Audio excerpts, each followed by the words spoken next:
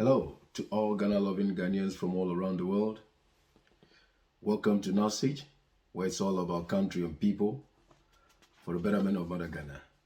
And as you know, Newz, we talked about matters that affect both domestically and internationally that affect Mother Ghana.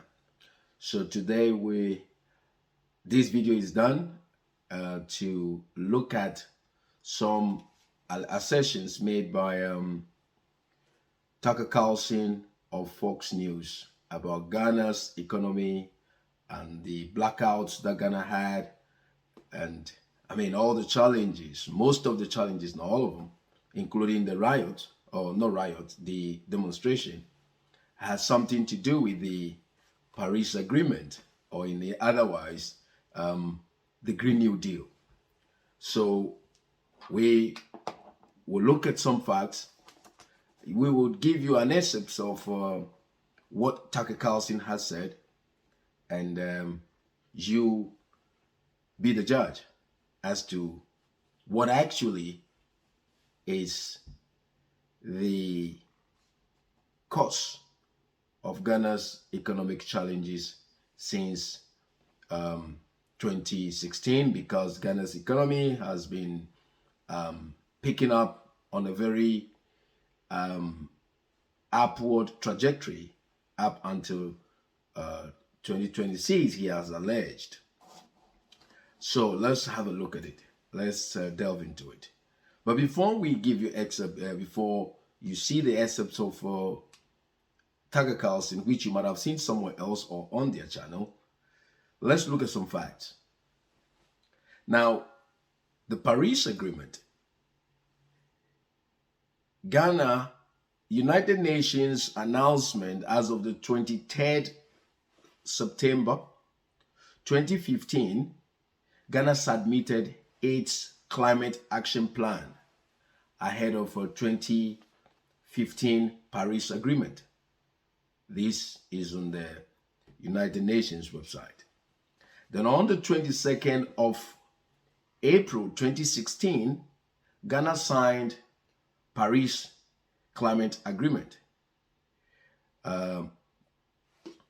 This is the kind of agreement that Donald Trump either took America out of or threatened to take America out of, because it is alleged that that agreement was affecting America's economy negatively, because America is largely successful as a result of its fossil fuel and all the natural resources that are accessible to them that they trade. So, US has a very large economy. It is the largest economy in the world. And if it is alleged that being subject to this Paris Agreement has or is having effect on its economy, how much more Ghana, whose economy is barely standing? How much more? Keep that in your mind. By the 1st of September 2016, Ghana's Paris Agreement that was signed on the 22nd of April 2016 was ratified. Then on the 15th of January 2019, it is carried on the UN side, the climate change side, as Ghana to kickstart Year of Ambition. It is called the Year of Ambition. Ghana is ambitious in embarking on the Green New Deal. So Ghana to kickstart Year of Ambition of Africa Climate Summit. So now, those are some facts we wanted to put out there before we give opinions and raise questions. So now, why must Ghana commit to this Paris Agreement that is alleged to be affecting even developed nations' economies negatively, or putting challenges on them in implementing them. You look at Ghana's economy, technologically, how far we are, and industrially, where we are, and being given some sort of package or terms, which means that we cannot do certain things. As a matter of fact, US, UK, China, Japan, all these nations wouldn't be this developed if these sort of restrictions were placed on them. And I'm sure that is what Tucker Carlson was saying. He titled his video, what is it? He says what? If the US can't do this, we will be poor. That's what he said. That's the title of his video, posted on the 13th of July, 2022. So, could it be that Ghana's economic challenge in the now, even though it is attributed to the Russia-Ukraine war that started in February 24th, that even within the very month of the war starting, Ghana has already started blaming Russia for its economic challenges. So could it be that it is true what Tucker Carlson is saying, that the Green New Deal has already put a strain on Ghana's economy? And Ghana is already struggling, because the fact is this: how are we performing technologically to meet the restrictions and the demands placed on Ghana to achieve certain things as far as the Green New Deal is concerned?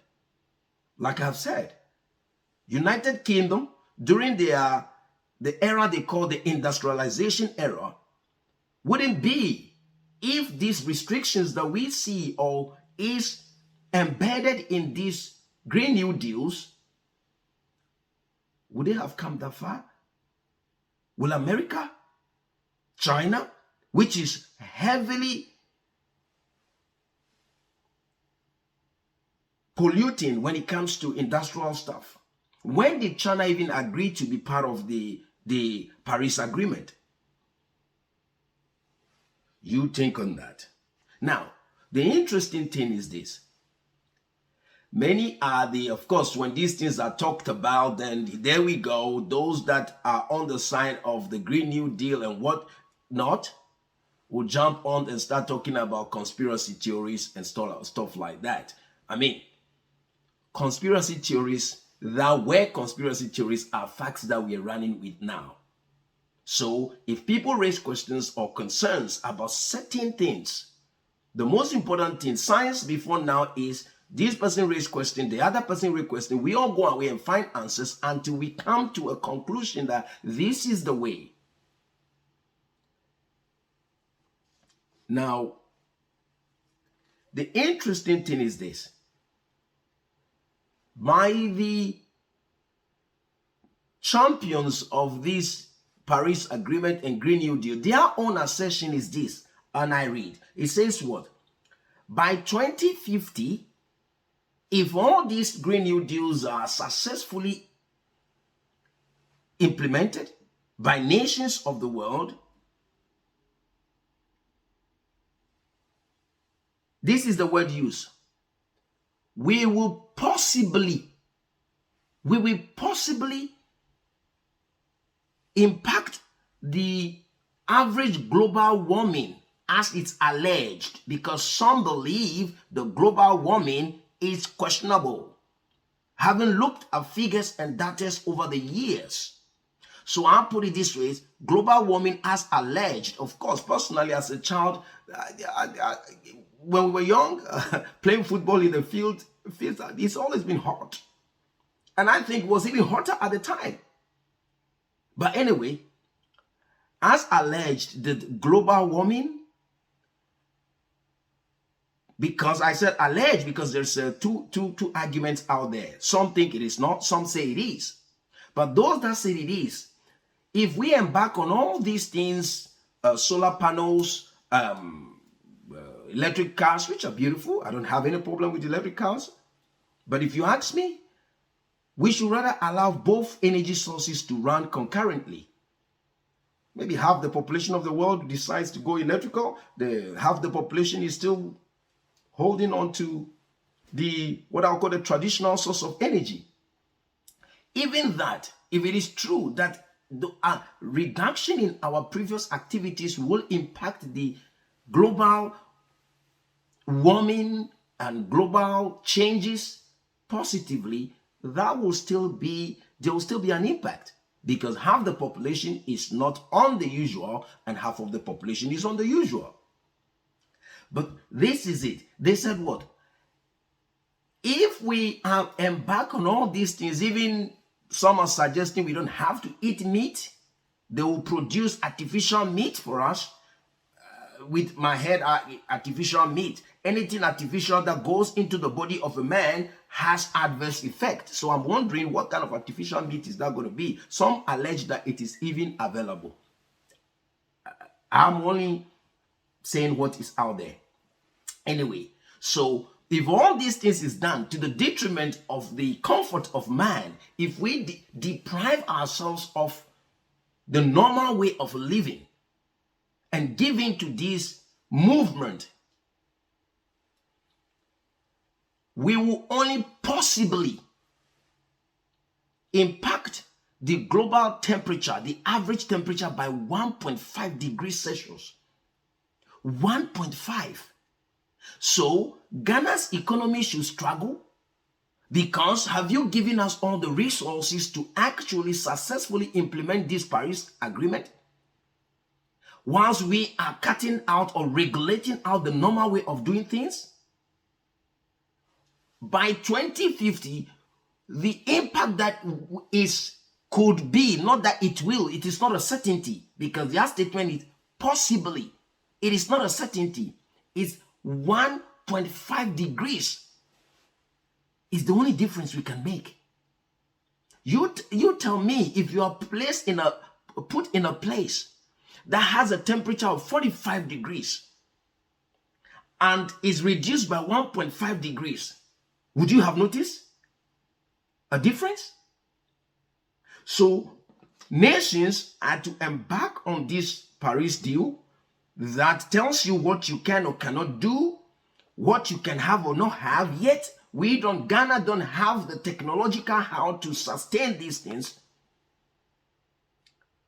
So our economy is dwindling, with the hope that the new deal will bring all the resources and infrastructures to lift us up. So you can see. So I'm inclined and leaning towards Tucker Carlson's argument that Ghana's economy began to tilt since the agreement, before even Russia-Ukraine war came along and has put a more strain on it, if it has, which I don't think. My question is this. We said green energy, wind farms, solar panels.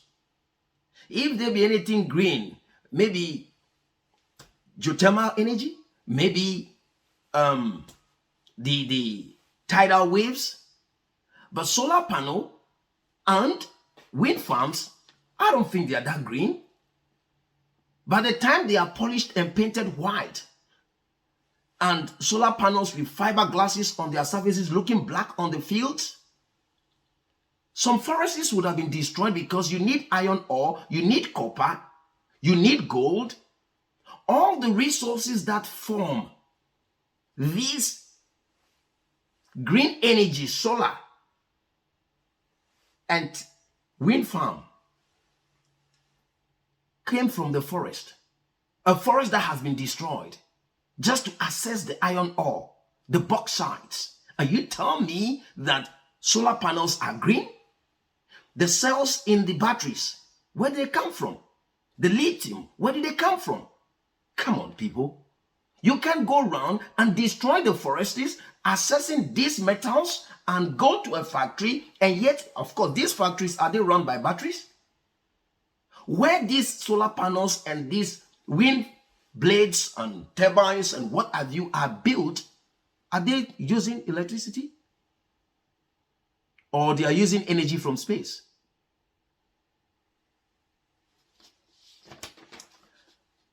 listen to what Tucker Carlson have to say. Nothing that resembles the Green New Deal is going to pass the United States Congress in our lifetimes, provided this remains an actual democracy, which is to say, provided the public has anything to say about how they're governed. So that's a non-starter here. It's never going to happen by democratic means. But that doesn't mean it can't happen. It doesn't mean that ideologues can't impose the Green New Deal on weaker countries that are too poor to refuse it. And over the past several years, that's exactly what they've done. So the Green New Deal has actually taken effect around the world. So we don't have to guess about what would happen if it took effect here. We can know. That's science. Let's start with Ghana. Ghana's a pretty little country, peaceful place, actually, on the west coast of Africa. 3 years ago, Ghana was in great shape. It had one of the fastest growing economies in the world. In fact, it had so much energy over most of the last decade, it was exporting it to its neighbors in West Africa. Now, those energy exports from Ghana peaked in 2014. Why that year? Well, because the next year, the World Bank published this headline on its website. Quote, World Bank approves largest ever guarantees for Ghana's energy transformation. Ooh, when they promised to transform your energy, slow down. But Ghana didn't slow down. They just kept going. And the World Bank promised to provide, and we're quoting, technical assistance for energy sector reforms and the drafting of a new renewable energy law. So in return for all this help, Ghana agreed to limit its carbon emissions, and then they entered the Paris Climate Agreement. Oh, how virtuous. What happened next? This is the part you don't read that much about. Last year, Ghana experienced a complete shutdown of its national power supply. Oh, no more electricity. No emissions because we have no electricity. And blackouts have continued since then. Just yesterday, a news source in Ghana reported that, quote, residents in parts of the Ashanti region who have been hit with power cuts are without water as well. Because it turns out you need electricity to provide water, also to grow food. Now, this is not a small thing. The Ashanti region has millions of people living in it. They're all now living in the Stone Age. And it's not just the energy grid that's now compromised in Ghana. International observers say the country is now facing severe food shortages and hunger, starvation within a matter of months. Why is that? It's a fertile country, hardworking people. Well, now they're running out of fertilizer. Why?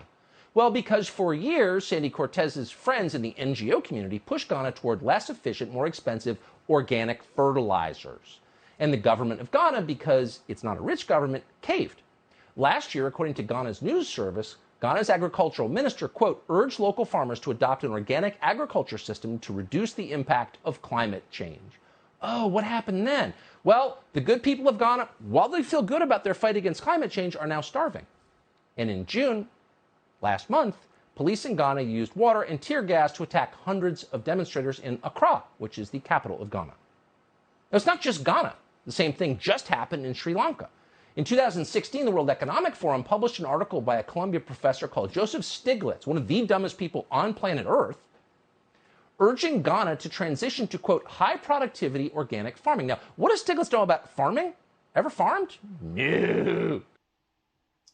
Welcome back. You've heard him. So the argument is still on about Paris Agreement, the new Green Deal, and as I have said, the wind farms, are they green after all? Looking at where those metals, the resources that built those white shiny stuff, where they came from, are they green after all?